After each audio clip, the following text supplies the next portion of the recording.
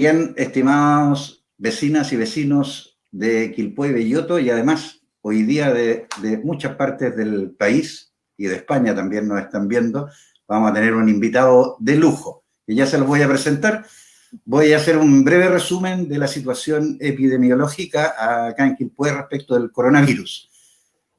Nosotros tenemos actualmente, desde que se inició el trabajo de toma de muestras, tenemos 36 personas diagnosticadas positivas para coronavirus. De esas 36 personas tenemos 11 pacientes dados de alta recuperados. Vale decir que de manera activa hoy tenemos solamente 25 personas, todas ellas bajo cuarentena total y monitorizadas por el equipo de salud de la atención primaria de Quilpué. También contarles que hemos abierto dos nuevos centros, el Centro Municipal de Enfermedades Respiratorias, ubicado en Freire con Araya, cuyo equipo está destinado a atender todos los casos de sospecha de coronavirus en la ciudad y que está abierto sin restricción a todas las personas de la comuna, sea cual sea su condición y sea cual sea su previsión. Así que aquí pueden atender CISAPRE, Fuerza Armada, todos. Y el segundo centro es la Iglesia Mormona, que fue entregada gratuitamente para nuestro trabajo, que queda al frente de la Clínica Los Carreras, y ahí se va a instalar el equipo de atención domiciliaria y el equipo que va a controlar la evolución de los casos ya diagnosticados positivos y va a hacer las tomas de muestra a los casos sospechosos. También contarles que contamos con un WhatsApp de apoyo médico al cual ustedes pueden escribir y hay dos colegas que van a estar llamándolos de vuelta y respondiendo sus inquietudes para todo aquello que no sea patología respiratoria. Esas son las novedades y bueno, no quiero ahondar más, sino que simplemente presentarles a un invitado de lujo que tenemos hoy día y que nos va ¿cómo se llama? Nos va a ponernos al día, a darnos todos sus consejos, toda su sabiduría respecto a el manejo y la conducta de los niños en condición de pandemia, un tema muy actual y que no solamente va a servir para los vecinos de Quilpué y Belloto, sino que para todo el país. Sin más, nos acompaña hoy día Felipe Legalenier. Felipe Legalenier, aquí estamos ya presentes, docente. Voy a leer tu currículum porque es muy largo y no me lo puedo aprender de memoria. Docente investigador de la Facultad de Medicina de la Universidad de Santiago, doctor en Psicología de la Universidad Autónoma de Madrid, España, magíster en Epistemología y Filosofía de la Ciencia de la Universidad de Chile, diplomado en Etología y Primatología de la Universidad Autónoma de Madrid, especialización en investigación e intervención en apego infantil de la Universidad de Londres, entrenamiento en evaluación del apego infantil en la Universidad de Minnesota y Harvard en Estados Unidos, entrenamiento en intervención en trauma complejo en el Hospital de San Francisco de Estados Unidos, past president de la Red Iberoamericana de Apego, psicólogo clínico y supervisor acreditado. Ha publicado 35 artículos en revistas científicas, 18 capítulos de libros y 12 manuales de intervención.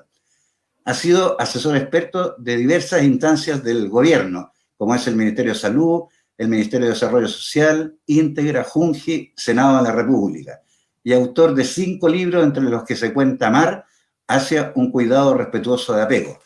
En fin, como nosotros decimos en medicina, un gurú de la psicología. Así que, sin más, porque aquí lo interesante es lo que nos va a conversar Felipe, lo dejo a él para que inicie una visión general de cuál es la psicología del niño en pandemia. Adelante, Felipe. Bueno, primero, doctor, muy agradecido por invitarme. Nosotros ya nos conocíamos antes, así que habíamos tenido encuentros y hemos conversado de cosas bien interesantes. En general, un primer aspecto que se puede conversar es que la Organización Mundial de la Salud dio algunas recomendaciones que son importantes para los padres en este periodo de pandemia. La primera recomendación las voy a dividir en dos. ¿Ah? La primera recomendación tiene que ver con la información, es decir, cómo yo le doy la información al niño. Y ahí lo que se plantea es que la idea es que la información sea verdadera, certera, que sea simple y que no esté cargada de comentarios negativos o ideológicos. ¿Ya? Eso es muy importante porque es una segunda recomendación. Se le pide a los papás que no hablen de la pandemia culpando al gobierno o culpando a Estados Unidos. Es decir, que no, de alguna manera que no planteen esto que está ocurriendo como algo negativo, como algo que es responsabilidad de todos, sino que más bien la recomendación es que estamos aquí encerrados para ayudarnos a nosotros mismos y para ayudar a los otros. Es decir, decirle al niño de que cuando tú estás acá en la casa, en verdad lo que tú estás haciendo es que estás ayudándote a ti, estás ayudando a tu hermano, estás ayudando a tus papás y sobre todo estás ayudando a tus abuelitos. Entonces, ese sentido de la información es absolutamente fundamental. La segunda tipo de recomendaciones que se están dando es obviamente la rutina. ¿Ya? Hemos visto que muchos papás han tratado de como repetir el colegio en la casa. Eso no es en absoluto recomendable, ¿ya? Porque ustedes tienen que entender que los niños en este momento están ansiosos, ¿ya? Se sienten con un poco de miedo, pueden sentir ansiedad, ven ansiedad en sus padres. ¿Ya? ¿Y qué es lo que puede ocurrir? Lo que nosotros como papá tenemos que hacer es no convertir esta ansiedad en angustia, no convertirla en un trauma o en algo que pueda dejarlo mucho más afectado. Entonces, una de las recomendaciones más básicas es la rutina, ¿ya? Pero vuelvo a repetir, una rutina flexible, una rutina que tome en cuenta qué le gusta hacer al niño, una rutina que no parezca que vamos a repetir el colegio en la casa, y ese aspecto es muy importante. Y ya para ir terminando, otro aspecto que también se recomienda mucho es no establecer, no separarse mucho tiempo de los niños, porque obviamente se sienten más sensibles y necesitan ser cuidados. Entonces, eso creo que es importante. Otra cosa que también es importante son las rutinas dependiendo de la edad del niño. Por ejemplo, durante los primeros 3 años, al niño lo que se recomienda es contacto físico constante, abrazarlo, o sea, no separarse de ellos, darle esta seguridad a través del contacto físico. Entre los 5 y los 10 se recomienda conversar sobre lo que está pasando, conversar sobre las consecuencias, conversar sobre lo que, de alguna manera, lo que estamos sintiendo. Hacer juegos, dibujos, cosas de ese estilo. Y en la adolescencia es un poco más complejo, porque la adolescencia es un periodo que en sí es más aventurero. El adolescente es uno que tiene menos conciencia del daño o del peligro. Entonces eso puede hacer que se escapen o que no respeten las reglas, y ahí sí recomendamos que los papás conversen y les generen conciencia de qué es lo que realmente está ocurriendo en esta pandemia. Muy bien. A mí me gustó mucho cuando tú nos hablabas de el ritmo circadiano, ¿cierto? Efecto del metabolismo en la capacidad o en la manera del aprendizaje de los niños, y también la glandulita, ¿cierto?, que se activaba o desactivaba y de alguna manera mediaba la respuesta de los niños. A lo mejor eso sería un dato interesante para que tengan en consideración los padres a la hora de establecer rutinas o maneras de enfrentar el estudio de sus hijos. Sí, sí, es un tema muy importante. El cortisol es una hormona, le llaman la hormona del estrés, pero también le llaman la hormona de la tensión. Es esperable que los niños tengan niveles más altos de cortisol, sobre todo en la medida en que estamos pasando más tiempo encerrados. Entonces ahí a los papás se les pide esto que le llaman amortiguar el cortisol. ¿Qué significa eso? Que los papás no hagan conductas que sobreestresen a los hijos, sino que hagan conductas que les bajen los niveles de estrés y no tanto que se los suban. Ahí también hay una recomendación bien interesante. Si los papás van a hacer tareas con los niños, es recomendable que las tareas sean en la mañana, porque el cortisol donde más alto está es entre las 9 de la mañana y las 12. Entonces ese es un periodo en donde el niño va a estar más concentrado, más atento. Pretender hacer tareas ya en la tarde, los niveles de cortisol son muy bajos, por ende el niño no va a prestar mucha atención, no va a estar muy concentrado. Entonces yo más bien dedicaría a actividades más lúdicas.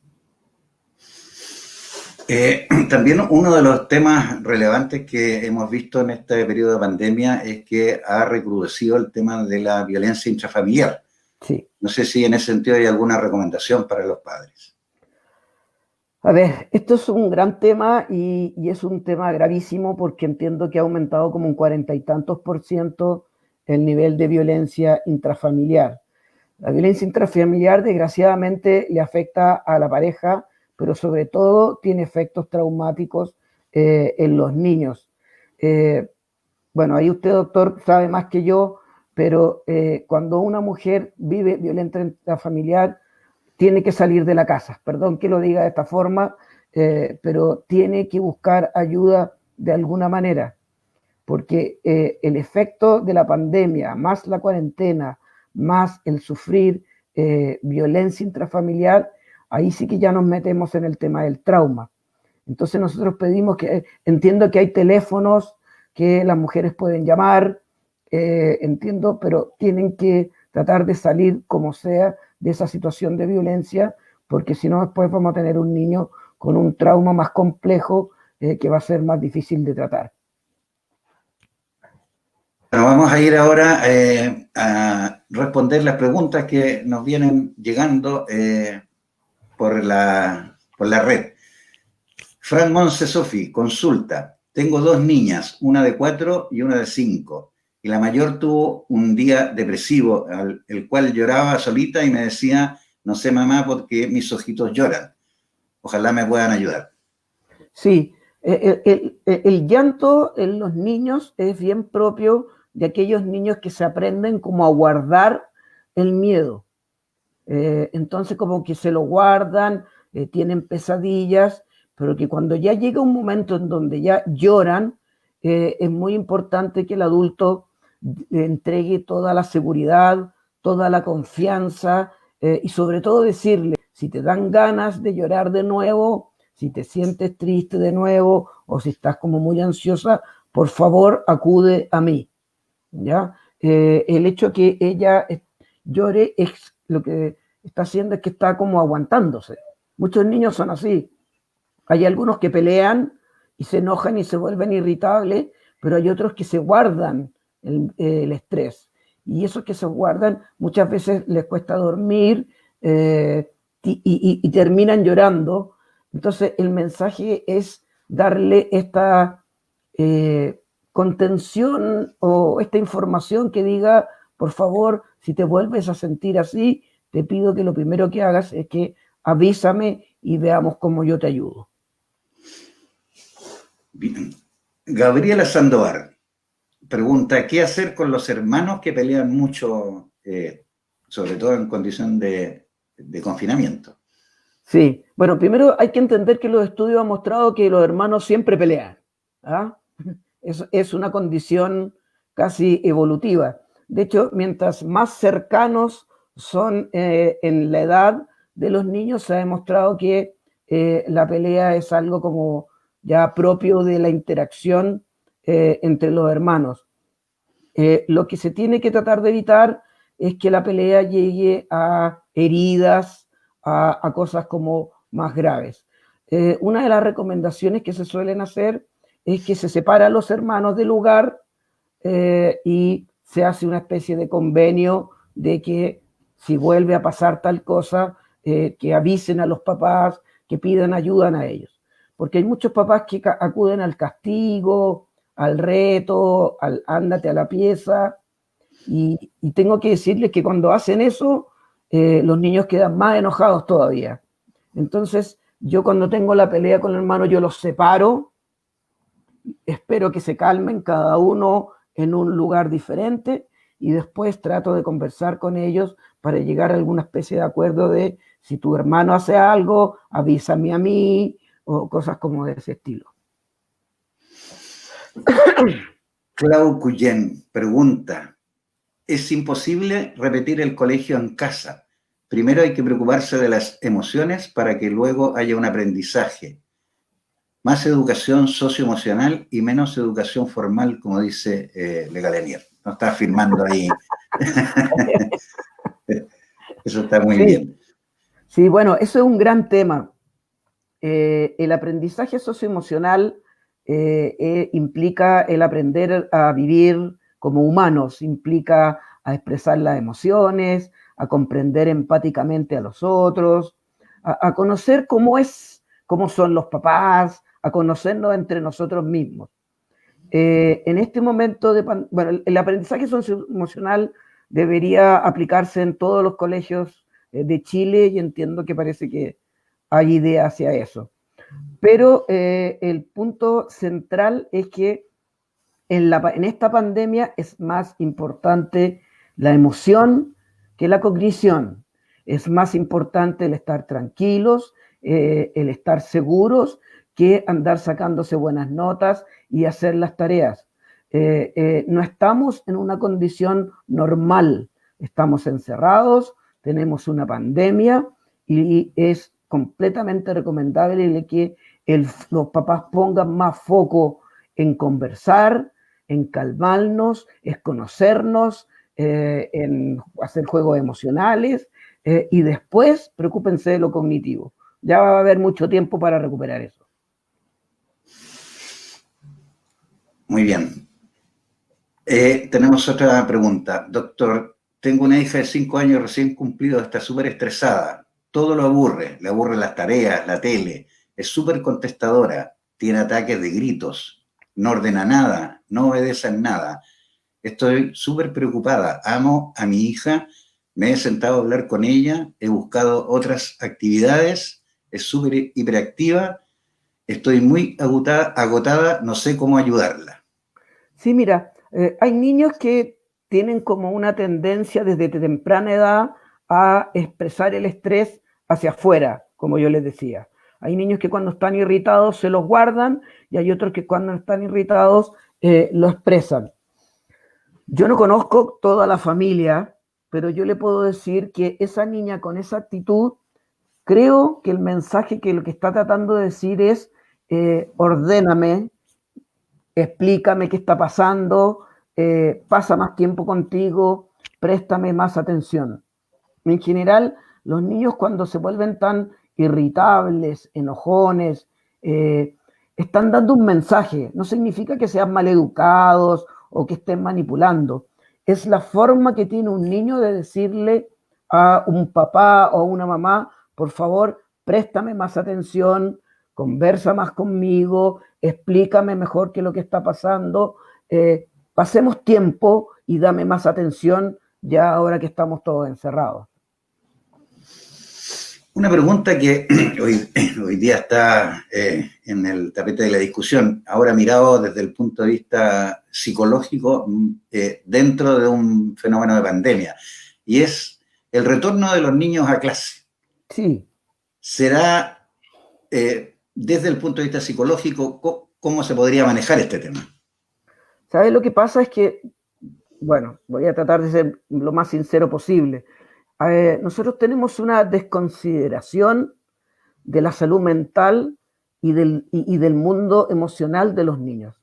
Es interesante que a pesar de que todos fuimos niños, nosotros nos hemos olvidado de que el mundo emocional de un niño, al igual que mi mundo emocional, determina mi aprendizaje, determina el cómo yo me relaciono con los otros. Entonces, acá en Chile tenemos una tendencia que solo queremos unas pequeñas máquinas cognitivas que lo único que les interesa es tener buenos resultados SIMSE. Pero el problema y el pecado, y es un pecado gravísimo, porque tenemos miles de datos que muestran que en Chile hay una epidemia de problemas de salud mental en niños incluso menores de 6 años. Entonces, acá hay una desconsideración absoluta del mundo emocional del niño.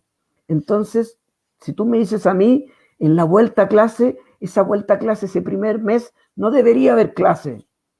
Debería ser una instancia en donde los niños se vuelvan a reencontrar, vuelvan a conversar, vuelvan a jugar, vuelvan a moverse, que se muevan mucho, que hagan mucho ejercicio y que se queden un mes haciendo una especie como de comunidad socioafectiva.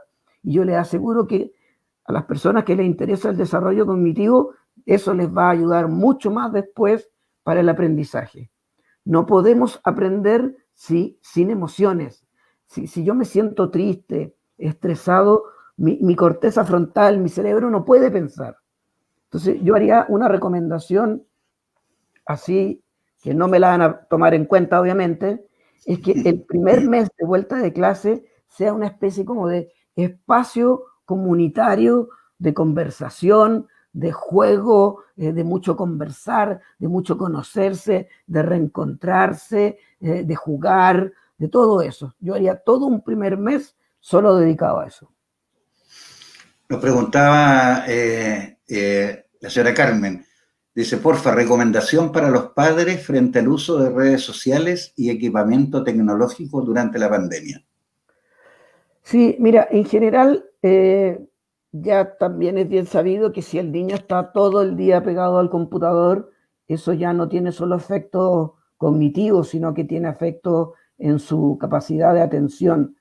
La recomendación más fácil es que se delimite en dos tiempos, un tiempo de la mañana y otro tiempo en la tarde. ¿Cuántas horas? Una, dos, tres, ya no depende de mí, pero que hagan estas dos distribuciones. Es decir, puede jugar de 11 a 1 y después de 6 a 8 y respetar ese orden, esa rutina. Un gusto, Felipe, nos dice Ilsa. Admiro tu trabajo. Consulta. Trabajo en colegio y tengo que realizar actividades para incorporar a los niños al sistema educativo, pero es prioritario su salud mental. ¿Qué sugieres tú dentro de las acciones a realizar? O sea, bueno, creo que es la misma respuesta que di antes.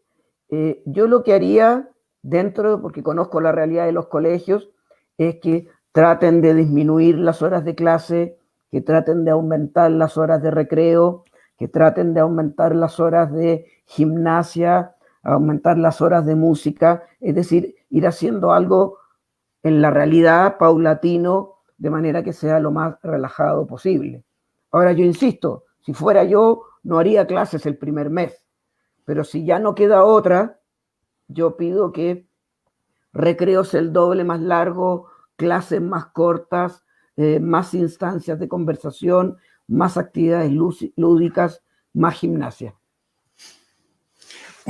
Una consulta, hoy día, bueno, todos de alguna u otra manera están usando las plataformas para clases online. Obviamente no es lo mismo que tener una clase presencial. Esta situación donde de repente los niños no pueden interactuar directamente con el profesor y muchos de repente no entienden lo que fue la clase online, ¿provoca algún mayor grado de estrés o es inconveniente? esa metodología en pro de que los niños capten y aprendan? Sí, doctor, buenísima pregunta. Primero, mandar tareas online y después revisárselas, para mí no es hacer clases. ¿Ah? Creo que eso es un punto fundamental. El docente tiene que estar al frente. No basta con que yo le doy 2, 3 tareas y les doy 2 días para que las hagan y después se las reviso y ahí se acabó la clase. Creo que no es una metodología correcta. Lo otro, lo que tú dices es muy importante. Nosotros no estamos acostumbrados cerebralmente a actuar de esta manera como lo estamos haciendo con usted, doctor. ¿Ah? A veces nos desincronizamos. Entonces, la segunda recomendación es que por favor los profesores cuando hagan clases online las hagan más lentas, repitan diferente las materias. Es decir, el alumno no la está asumiendo como que estuviera realmente en el colegio. Entonces se pide que los profesores tengan más empatía en que las clases sean más tranquilas, que el profesor no hable tan rápido, que no ande exigiendo tan rápido las tareas, es decir, que tenga mucho cuidado y que tenga conciencia de que esto no es una condición humana normal hacer clases. Entonces que los profesores hayan más empatía en entender que tienen que ir más lentos, tienen que repetir, que no hagan clases tan largas. ¿Tenemos más preguntas? Sí, tenemos. La pregunta es, ¿qué actividades recomendarías que los profesores incentiven online en esta modalidad de distancia? Un poco parecido a lo que habíamos hablado. Claro, lo que pasa es que es lo mismo, o sea, si la idea es dar tareas para que después las corrijan, no, yo no lo haría. Yo más bien lo que haría es que de alguna manera haría algo que quizás muy poco hemos hecho en la educación, que también le preguntaría a los alumnos cuáles son las materias más interesantes que les gustaría abordar. Porque vuelvo a repetir, los niños en cuarentena no están en un estado emocional normal. Yo no le estoy enseñando a un niño que está en un estado emocional normal. Entonces yo tengo que buscar una forma de hacerlo más lúdico, de preguntarle a ellos qué es lo que les interesaría hacer, interactuar, conversar con ellos, cómo están viviendo toda esta situación. Hay muchas formas socioafectivas y lúdicas que creo que son mejores que el típico sistema en donde el profesor da un contenido y el alumno lo tiene que aprender. Muy bien, seguimos revisando las preguntas. Cuando yo te he escuchado hablar, yo no lo conocía a Felipe, pero cuando lo conocí, empatizamos inmediatamente con la manera como él mira el desarrollo emocional. Me pareció súper interesante esta definición de los niños que se dividen entre aquellos que expresan y aquellos que no expresan. Y que de alguna manera, si no logramos identificar a qué sector pertenecen, a veces las actividades de los padres tienden a confundirlos más. Entonces, a lo mejor sería interesante explicarle a los padres que existen estas dos alternativas de niños y cómo los podemos identificar. Sí, creo que eso es un gran tema y es algo que parte de un programa que estamos elaborando justamente con ustedes en Quilpué. En general, los niños externalizantes no es que sean más agresivos o más maleducados. El niño tiene una forma de expresar hacia afuera y ese expresar hacia afuera es una forma que tiene el niño de buscar más atención, más vínculo, más predictibilidad. Entonces, ahora ya sabemos que, por ejemplo, cuando a los papás tratamos estas conductas externalizantes como que eres un malcriado, eres un manipulador, en verdad lo único que hace es, de alguna manera, empeorar lo que ocurre con el niño. Entonces, es muy importante porque nosotros en Chile solo nos quejamos de los niños externalizantes, ¿me entienden? El externalizante es aquel niño que va a ir al psicólogo, va a ir al psiquiatra, va a ser que el profesor no va a soportar, pero es importante cambiar la conciencia de que no es que los niños quieran hacernos la vida imposible, sino que el niño tiene una forma de expresar esto que es algo que está sintiendo y que yo tengo que buscar una manera predictiva de cómo poder compensar ese tipo de cosas. Entonces, es muy importante no criticar a los niños externalizantes, ¿ya? Les hace peor y les genera más baja autoestima. Ahora, lo que más nos preocupa son los internalizantes, porque resulta que los resultados en Chile muestran que nosotros somos uno de los países más internalizantes del mundo, sobre todo los niños menores de 6 años. Es decir, nosotros somos un país donde los niños no pueden llorar, no pueden gritar, no pueden moverse, ¿me entiendes? No pueden hacer nada. Son una especie como de robot. Entonces el niño, como no puede hacer nada, se empieza a guardar todo lo que le ocurre y eso sí nos preocupa. Y creemos que a esos niños hay que ponerle alerta, a esos niños más tímidos, a esos que a veces lloran en la noche o que tienen pesadillas, uno tiene que estar más alerta y acercarse más al niño para preguntarle cómo está, cómo se siente, porque él no lo va a expresar. Más preguntas ahí en el Face. Maca nos dice, Felipe, admiro mucho tu trabajo, soy estudiante de diseño industrial y mi proyecto de título va enfocado al fomento de apego como herramienta de apoyo mental en los niños. Me gustaría saber si tienes alguna recomendación para visibilizar más e informar más a la población sobre los beneficios del apego. Mira, como pones ahí, lo mejor es mándame un mail y ahí yo te envío toda la información porque hay mucha. ¿Ya? Puedes pedir el mail ahí o el mail está en la web y ahí yo te puedo ayudar. En todo caso, te tengo que decir que te agradezco que hagas eso. La sensibilización es la primera etapa de cualquier cambio. La gente no está sensibilizada en lo que es el aprendizaje socioemocional, la gente no está sensibilizada en que el trauma es mucho más común de lo que nosotros creemos, la gente no está sensibilizada en lo que es realmente el apego.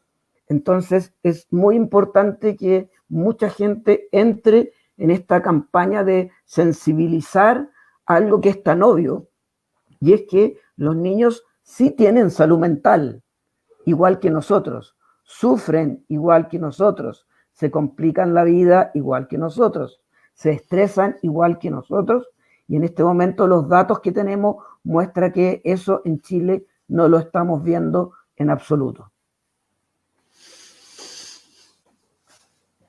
Daniel Contreras pregunta, ¿qué recomendaciones podría dar en cuanto a los cuidados psicológicos de los niños que viven en comunidades rurales mapuches?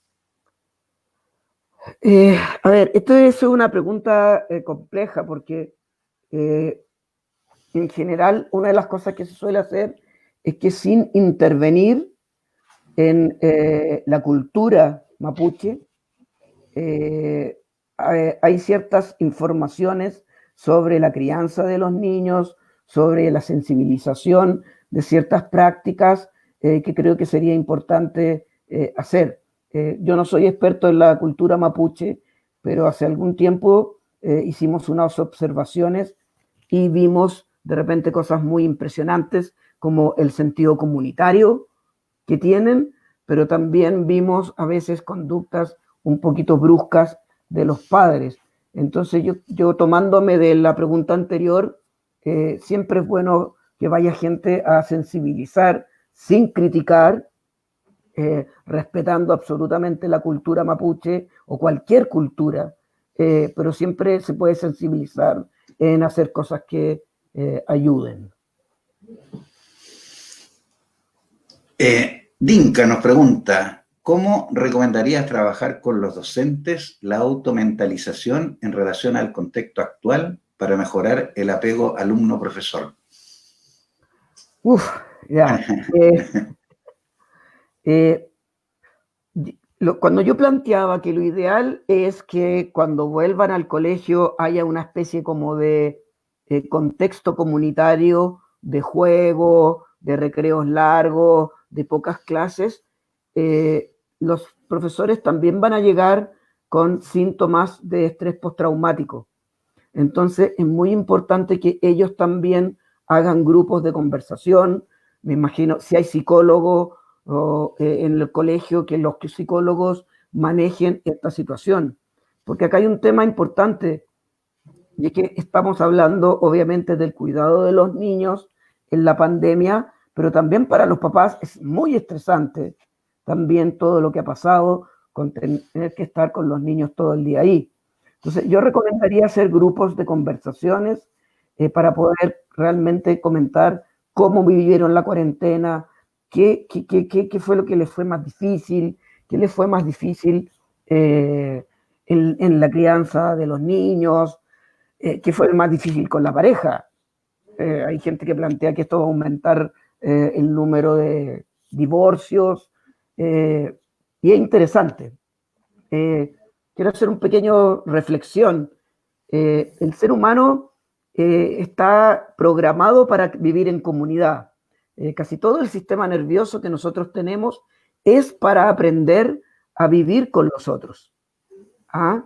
Y yo creo que esta pandemia es justamente un excelente, voy a decir una palabra fea, no se enojen, un excelente laboratorio para ver cómo nosotros realmente convivimos entre nosotros. Por ejemplo, yo siempre he escuchado papás que se quejan de que nunca tienen tiempo para estar con sus hijos. Bueno, ahora está el tiempo. Pero a veces esos mismos papás después me dicen, no sé qué hacer con la pataleta, ¿me entiendes? Lo que ha mostrado esta situación a mí me parece sociológicamente impresionante, porque nos está mostrando una nueva forma como de vivir, como a mí me gusta, como yo siempre digo, de cazadores-recolectores. Es decir, esta es una instancia como para reformular, para repensar cómo es vivir juntos, cómo es vivir con mi hijo, cómo es vivir con mi señora. Realmente creo que es un laboratorio que podría, ojalá, poder cambiar la manera en que nosotros convivimos con nosotros, porque el mundo moderno nos ha convertido en una especie de autómatas en búsqueda del éxito y la imagen estética, pero no de cosas de conciencia empática. Bien, dice, hoy en día se repite mucho el juego de almohadas y cojines, formando fuertes. ¿Será que necesitan protección? Comparto esto porque se repite mucho este juego entre los niños de hoy, pregunta Ana Aguilera. No entiendo el juego de almohadas y cojines. Estoy muy viejo yo. Yo también. Si lo puede explicar, no tengo problema para responder. ¿Será que se golpean con las almohadas o lo A usan los como niños medio siempre, de conexión? los niños siempre han jugado a pegarse. Mira, hay un estudio muy interesante que muestran que en algunos jardines infantiles en Japón les permiten que se peleen, no que se peleen con sangre, ¿me entienden? Pero que haya le llaman como el juego rudo. ¿Y por qué ellos lo hacen? Porque los niños antes de los 6 años aprenden del otro en la pelea. ¿Me entienden? Aprenden cómo es el otro, cómo se defiende, qué es lo que te dice. Entonces, la pelea, hay estudios que muestran que esta pelea no violenta extrema es un espacio de aprendizaje del mundo social de los niños. María Line pregunta, dice, hola, trabajo con niños con autismo y están con mucha ansiedad y no entiende que no puede ir al colegio. Sí, mira, sí, el hábito es fundamental para todos los niños que están en cuarentena. El hábito con los niños autismo tiene que ser mucho más rígido, mucho más programado y con mucha más contención. Los niños autistas tienen una hipersensibilidad a lo impredecible, a lo que no le anticiparon, a lo que no pueden ver. Entonces, lo más probable es que ellos, muchos niños autistas, que la gente piense lo contrario, sí tienen a veces mucha sensibilidad emocional y captan el estrés que hay en los hogares. Entonces, ahí la rutina bien ordenada creo que es una buena recomendación. Tenemos más preguntas. Dice, juegan haciendo cuevas. Ah, El juego de la almohada. sí, eso es normal, ¿me entiendes? Son juegos, no veo ninguna preocupación, a menos que adentro de la cueva se empiecen a pegar y sea algo muy agresivo, pero no parece ser algo como para preocuparse. Tenemos más preguntas. Úrsula dice, otra arista es el cuidado de quienes cuidan. ¿Se da de alguna forma la transferencia del estrés en adultos a niños? Sí, por eso yo decía que cuando se vuelva a clases es tremendamente importante que los profesores tengan encuentros para que conversen lo que les ocurre. Ahora, no solamente los profesores, si yo pudiera dar una recomendación, cuando esto se acabe, yo le pediría a todo adulto que vaya a ver a algún psicólogo, que vaya a conversar con algún amigo, si creen en la religión, que vayan a hablar con algún cura, pero que no sean internalizantes. Les recuerdo, Chile es un país que se lo guarda todo. Y si esta pandemia que estamos viviendo la vamos a guardar, eso nos va a dar un costo a largo plazo en términos de cortisol y de estrés y de salud mental.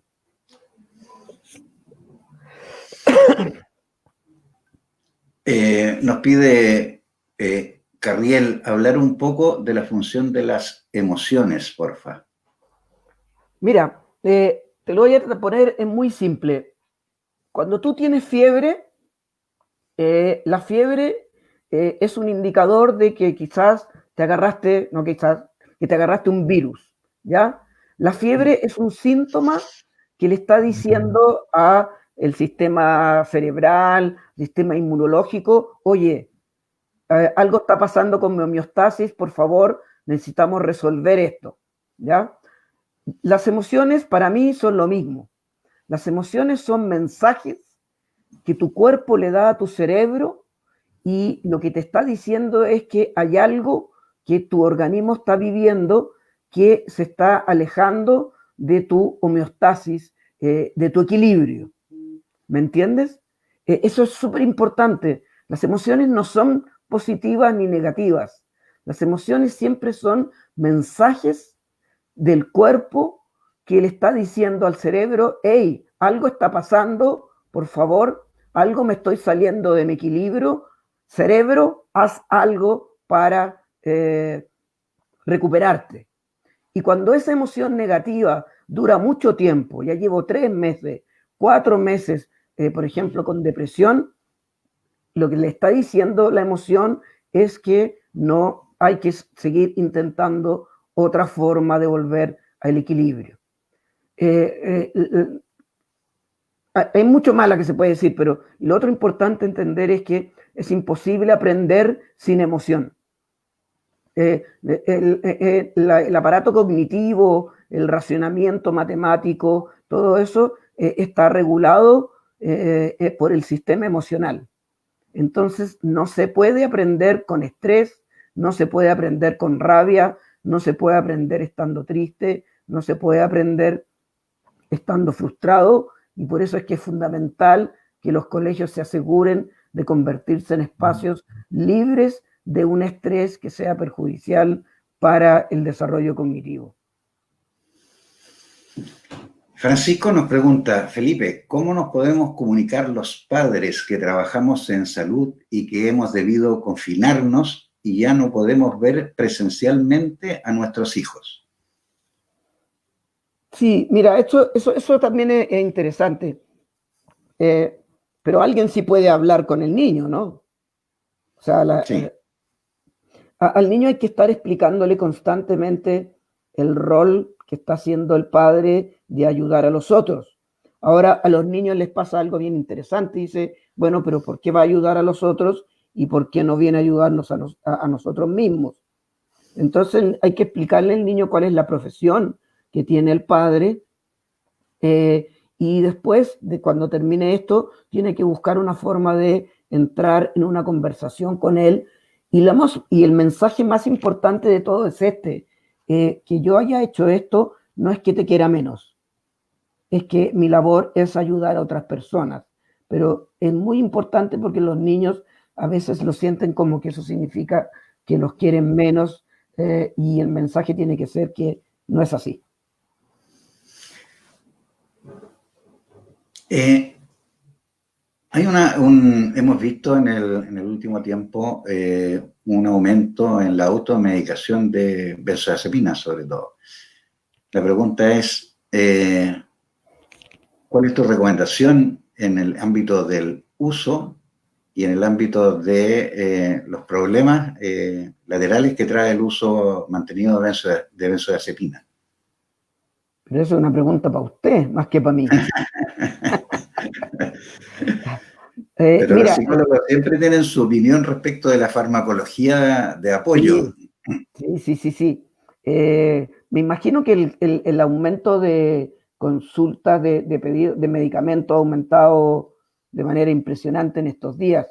Eh, yo lo que haría es lo siguiente, es lo que yo le explicaba de las emociones. Si yo siento que una persona tiene una determinada emoción, por ejemplo, de rabia, por ejemplo, de pena, y yo estoy viendo que esa emoción está durando muchos días o semanas, yo recomiendo empezar con algo con benzodiazepina, algún tranquilizante, algún RICE, usted sabe esas cosas. Pero Ujú. si se alarga mucho, yo lo recomiendo, porque las consecuencias pueden ser peores después. Vemos las preguntas que tenemos un coordinador ahí que nos manda las preguntas y de repente se pone medio lento. Aquí dice, tía Pau pregunta, dice, hola Felipe, ¿podrías compartir algún cuestionario para conocer la situación socioemocional de los niños cuando vuelvan a clases? Gracias. Uh, Han hecho esa pregunta miles de veces. Hay cuestionarios para medir la relación de apego del niño con el profesor, hay cuestionarios para medir la salud mental de los niños, hay cuestionarios para medir la salud mental de los profesores, hay muchos cuestionarios, pero yo tengo entendido que eso viene manejado más bien desde el gobierno. No sé si el gobierno, ellos ya habrán planteado una batería de instrumentos para hacer eso. Existen, pero yo no sé si cualquier colegio puede usar el instrumento que quisiera, porque si no después no pueden comparar los datos. Así que ahí yo desconozco la postura del gobierno sobre ese tipo de evaluaciones. Pero de que hay instrumentos, los hay. Cristian Fajardo dice, Felipe, en relación a los trastornos del sueño, producto de esta pandemia en niños entre los 5 y 13 años, si bien se debe potenciar los hábitos saludables y rutinas adecuadas en horarios, la ansiedad y estrés ha gatillado esta situación en muchos. Mira, los trastornos del sueño son también bien propios de los niños internalizantes, ¿ya? La pesadilla, el terror nocturno, es bastante propio de los niños que se guardan las cosas. La recomendación es que no hay que establecer esta rutina que hacen muchos papás como ya, todos a las 9 durmiendo. No, la recomendación es que, vuelvo a repetir, los niños están en un estado de ansiedad diferente. Entonces yo recomiendo más flexibilidad con el dormir, conversar antes de dormir, pero no ponerse en una estructura extremadamente rígida, porque eso lo que va a provocar es más ansiedad y más angustia en el niño. Paulina, hola Felipe, ¿cómo se podría abordar la educación en colegios de modalidad 2x1, jóvenes y adultos? ¿En qué sentido? No entiendo la pregunta. A tener que hacer una reconversión. Hay otra pregunta, Gonzalo. Dice, en este contexto de crisis sanitaria donde existen comunidades en precarias condiciones y su realidad es cubrir necesidades básicas, por tanto el apego y contención no está presente por lo anterior, entonces, ¿cómo podemos tener más acercamiento, apoyo y orientaciones desde las políticas públicas que cada día son poco claras y desorientan aún más la ciudadanía? Mira, en uno de los estudios que nosotros hicimos, encontramos que los problemas de salud mental de los niños de nivel socioeconómico bajo son exactamente los mismos problemas de salud mental de nivel socioeconómico alto. Por decir los mismos problemas, no digo que vivan las mismas situaciones. Entonces, una de las cosas que encontramos es que los niños con nivel socioeconómico bajo y los niños con nivel socioeconómico muy alto, uno de los grandes problemas que tiene es una especie como de soledad, abandono, no sentir, confiar en los adultos. Ahora, se entienden que en esas condiciones los adultos no pueden estar constantemente para los niños, pero la recomendación es universal y es simple. Uno tiene que siempre tratar de dar la mayor contención y protección y presencia a los niños en la medida en que pueda. Es decir, el mensaje es, estamos viviendo cosas difíciles, hay falta de recursos, pero yo voy a hacer todo lo posible por ayudarte, protegerte, contenerte. Bien, nos queda poquito tiempo. Vamos a leer las últimas dos preguntas y, bueno, tenemos mucho tiempo con Felipe, así que vamos a Sí, de seguir hecho, haciendo programas de este tipo. está larguísimo esto, pero está Es muy que está bueno, entretenido y hay está una entretenido. audiencia muy entretenida. Y Y las preguntas, te aseguro batimos todos que los récords hoy día. no son nada fáciles. Dice Felipe, ¿conoces instrumentos de vínculo entre docentes y estudiantes? Sí, tienes que buscar a un investigador que se llama Robert como Roberto Pianta, Piantta. Ahí está la recomendación. Ahí está la recomendación. Y la última pregunta Sí. que nos va a lanzar aquí nuestro coordinador. Hola Felipe, ¿qué opinas acerca del impacto y efecto pandemia en la salud mental de los NNA? Vuelvo a repetir, no estamos midiendo nada de lo que realmente está pasando en los niños en términos de salud mental. Nos vamos a llevar una sorpresa cuando esto termine con el tema del estrés postraumático, con el tema de que los niños puede ser que bajen sus notas. Es decir, yo siento que por ahora no ha habido algo real que se esté haciendo con los niños en la pandemia. Los tenemos completamente olvidados. Y eso, de alguna manera, nos va a sacar la cuenta después. Vamos a tener un costo por no estar haciendo algo ahora con la salud mental de los niños en el futuro. Muy bien, ha sido una excelente conversación, muy entretenida. Como siempre, Felipe nos da unas orientaciones, fenómenos. Y bueno, esperamos repetir esta instancia para poder orientar y ir buscando ciertas maneras de cómo absorber lo que tú dices, de cómo podemos medir o ver lo que está ocurriendo para que no nos pase la cuenta al término de las pandemias y los niños sean afectados más allá de lo necesario. Así que nuevamente, muchas gracias por estar acompañándonos esta noche. Gracias a todos nuestros invitados y vamos a seguir trabajando juntos. Sí, pues, yo quiero agradecer al doctor Basáez porque yo lo conozco y conozco muchos doctores y a veces hay doctores que son humanos y hay otros que no lo son tanto Y yo cuando conocí al doctor Basáez, me alegró mucho su humanidad. Voy a contar una anécdota. Yo di una charla de 8 horas y yo nunca en la vida había visto un doctor que se quedó las 8 horas escuchando y anotando. Así que, con todo el cariño, doctor. Bien, pues muchas gracias. Buenas noches, Felipe. Buenas noches a todos nuestros participantes de esta sesión, que ha sido maravillosa. Muchas Que les gracias. vaya Buenas bien. noches. Chao. Que estés bien.